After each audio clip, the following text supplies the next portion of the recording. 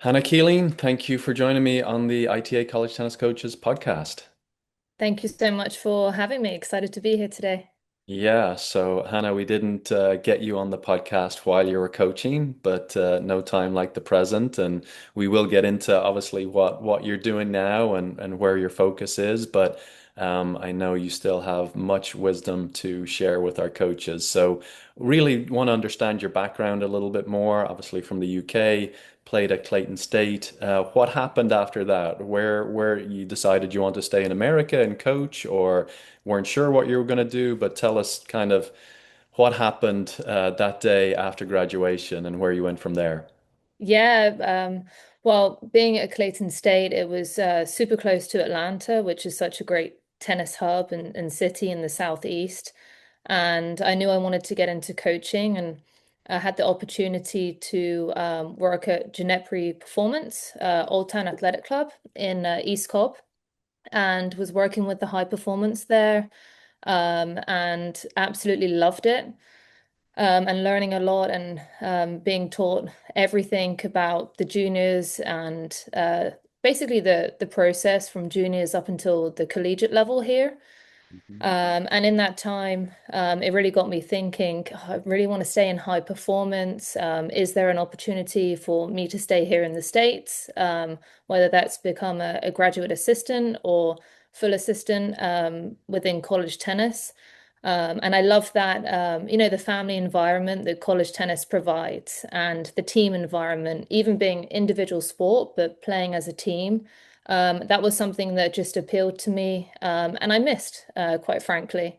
So during that time, I was seeing what was around, and Georgia Gwinnett was not too far away in Mhm. Atlanta, and it was just great timing. Reached out to Chase Hodges to see even if I could volunteer and get some experience there. And during that time, the assistant position naturally and organically opened. So I interviewed there, and that kind of led me into being assistant coach of Georgia Gwinnett. hmm And then, so you spent 4 years as the assistant coach there, and then at that point decided you were ready to be a head coach and started looking at opportunities, or did you know you just wanted to be there for a few years, learn what you could, and then translate that, and you're willing to go anywhere in the country, or tell us how that came about?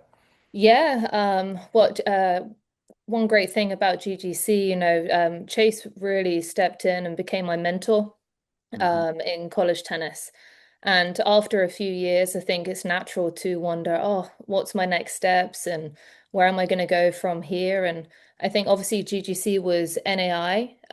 So the next step was to be a head coach, whether it was NAI, JUCO, or the opportunity would come about for Division One. And Chase was helping me look at the right fit for myself, being in a good conference, able to build a team and create a team or rebuild a team, depending on what was available. And Missouri State opened. And there's the MVC conference, Division One program, and the chance to be a head coach, my first head coach position. And that kind of fell into place. And it was quite a easy transition across because obviously GGC was two teams. So that's a lot in itself. And having 4 years learning with these high level players and competing for national championships definitely helped with the transition across to being a head coach. So when you went through that process then with Missouri State, I mean, sometimes um, I know coaches have had a hard time transitioning from other divisions. You played Division Two, you were coaching NAIA, obviously had high pedigree, junior development. But I know sometimes coaches have had a hard time, maybe not even willing to apply for those Division One jobs because they just don't think their resume will be given a second look. And so, how did you combat that? How did you put yourself in position to be seriously considered by the athletic director there? Yeah, I think numerous things really. Was lucky that GGC did have a great resume in itself for what the programs had done and the culture of the program. But it was just a really good fit for me in terms of the conference itself. I felt like I could step in to this position and be within a chance to maintain and recruit well and be in a position to succeed in the conference. Obviously, it was complete change moving across to Missouri, but it was almost like a fresh slate, and I felt really motivated to be able to learn and continue what I learned from Chase in that position, use what I learned as assistant coach, and kind of make it my own at Missouri State. And when I was in the interview process, I was very honest and open about my motivation for how I see the program, what I believe that we can do in the program, and that aligned with kind of what the school was looking for. Hmm. So you think you really articulated your vision well and gained their confidence. Did you have a sense of any skepticism or negativity because of your lack of, I guess, Division One exposure? Yeah, I think that's was naturally in my mind, and Hmm. I felt like they had to take a chance on me too. But I think being open and honest, and I really laid out, on a piece of paper, kind of this is where I see the program, this is what I believe I can do, this is how I'm going to recruit here, and this is where I believe Missouri State can be in the MVC conference. I believe that we can win and create this culture and this team. It was something that they really aligned with. So that's kind of how I approached that situation. And then when I got over there, obviously in the Division One um, collegiate realm, recruiting is absolutely key. There is so much competition, especially nowadays, with the NIL piece that is involved. And so the recruiting aspect of when I moved over to D1 became a lot more, I would say, challenging because there's so many more schools to recruit for. Hmm. Yeah, no, makes sense. And then so you've referenced Chase Hodges, who's obviously one of the most successful college coaches across any division, maybe across any sport in all time. So what was it like working for him, and what were some of those things you learned early in your tenure as his assistant coach? Yeah, I think one of the most important things that kind of instilled in me was the team culture. Hmm. If your student athletes are comfortable, they feel like they belong, they feel like they're part of the family, they will play hard. They'll play hard for you, they'll play hard for the school, and most importantly, they'll enjoy the experience and work hard in academics, and you'll just get the most out of them. And that is one of the key things I try and took everywhere I went. And then obviously from Chase 2, again, going back to recruiting, recruiting is key. You have to make sure that when you recruit, you are recruiting athletes you think that will fit into the culture, fit into the program. Yes, of course, when they come, there's a lot to learn, but their beliefs have to align with yours and the level of recruit too, depending on what school you're at. Hmm. And so with the culture and the family culture, and we obviously hear that a lot, and I know exactly what you're saying, and we Mhm. throw that word around, but there's a lot of families that are highly dysfunctional as well. And so, when you talk about it being a family culture, how do you define that? And how do you know it, that it's become what you're trying to make it be, and a very functional family. Yeah. Like, how do you define success, I guess? Yeah. Yeah, I think. Well, so everybody's different, right? So you have, especially in college tennis, you have athletes from all over the world with all different cultures, and everybody's going to bring something different to the table. Relating back to your question, I think as long as everybody is on the same page and they have the tunnel vision for the culture and for the program, and we as coaches know them individually and how to get the most out of them, they all kind of go in the same direction anyway. So Hmm. it's all about learning a player how to get the most out of each athlete, and then but making sure that they are all one with the values and the culture for the program. And that's kind of how we ran things, and I continued to run the programs. And most importantly, you're going to have dysfunction along the way, but as long as everybody knows exactly what to expect, and the vision is very clear, they tend to stay on the same route, basically.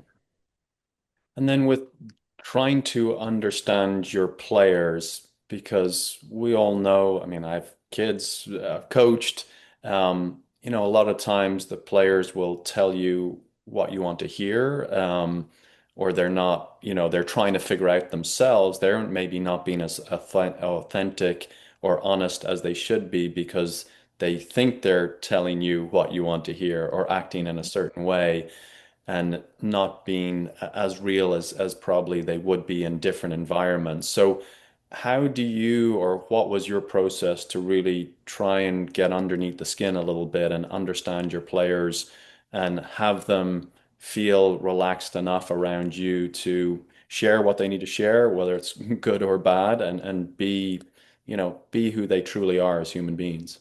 Yeah, I think open door policy. I was always available for athletes, on and off the court. I think that's important, especially most of them are so far away from home. So you've got to build that level of trust. If they trust you on the court, they have to be able to trust you when you guys are not on the court in practice and in matches as well. And they have to feel like, they belong.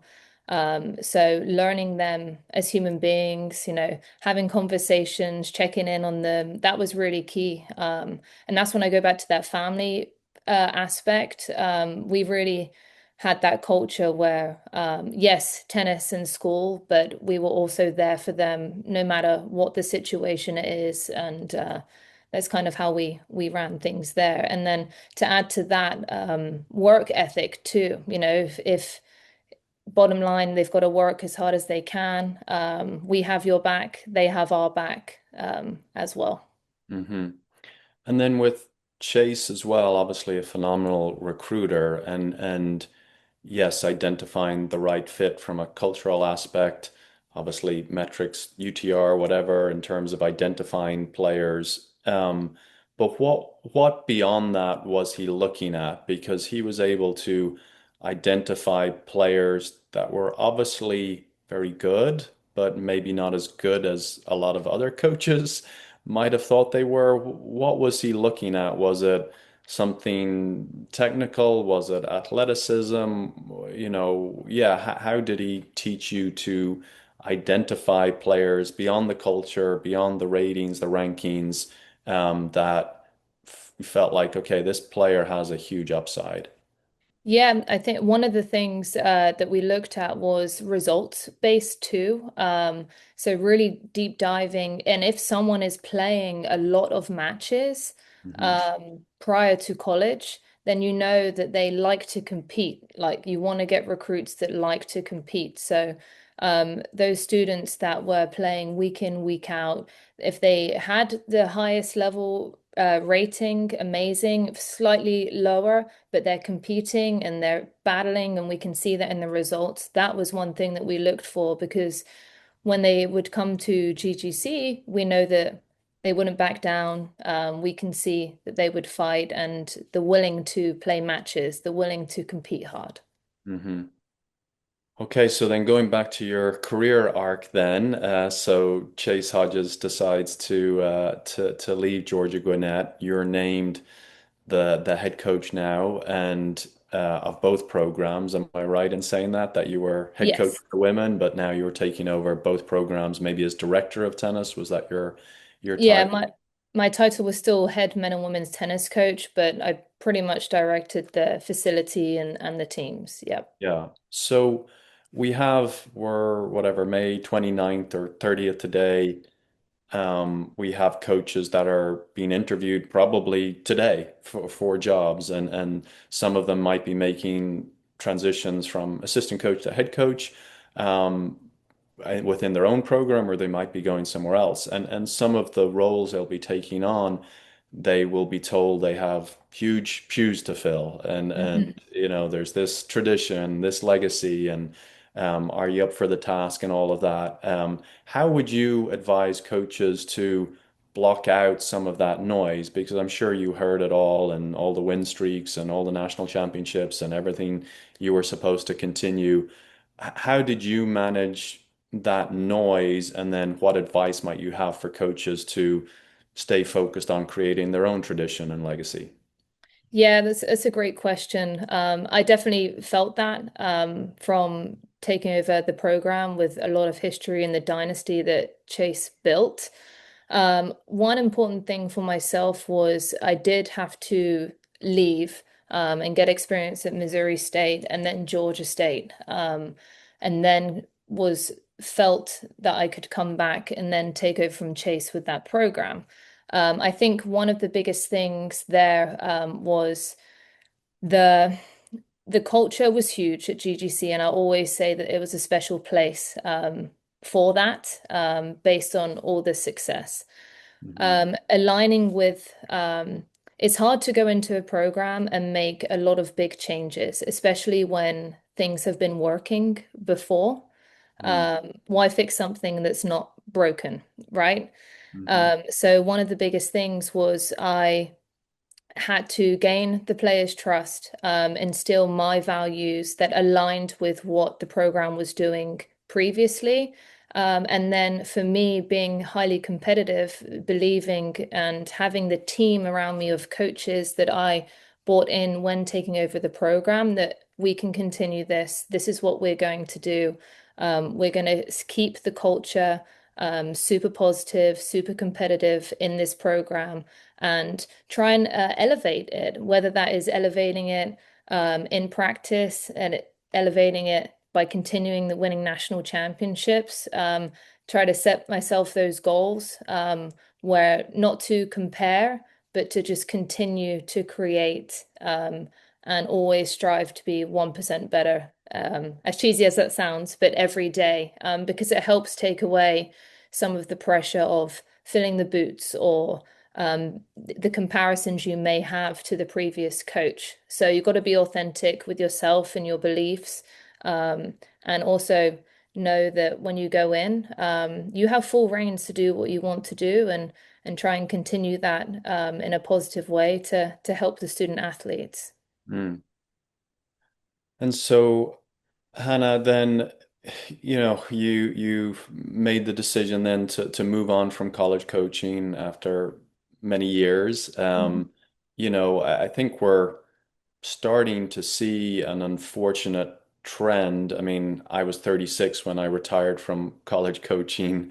And I don't know if people thought I was crazy or what are you doing at 36 retiring from college coaching? But I had my reasons for retiring at that moment in time, and it was absolutely the right decision for me and my family.